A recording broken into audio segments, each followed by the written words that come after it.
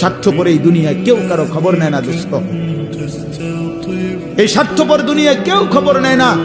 তুমি যেদিন মরে যাবা, আমি যেদিন মরে যাব, সেদিনও পৃথিবীতে সূর্য উঠবে, চাঁদ উঠবে, এই গাড়ি চলবে, সিএনজি চলবে, অটো চলবে, দোকানপাট খুলবে, ব্যস্ত মানুষ সব বাজার ব্যবসা ঠিকই চলবে, সব দৌড়াচ্ছে, শুধু আমি নিস্তব্ধ, শুধু আমি থেমে গেলাম।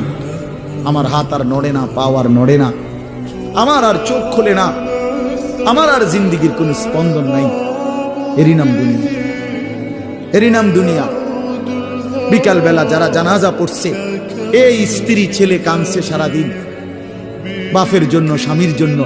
এই মানুষগুলোই রাত্র 9টায় আবার পাশের বাড়ির থেকে রান্না করে আনছে, এরাই পেট ভরে ভাত খাইতেছে।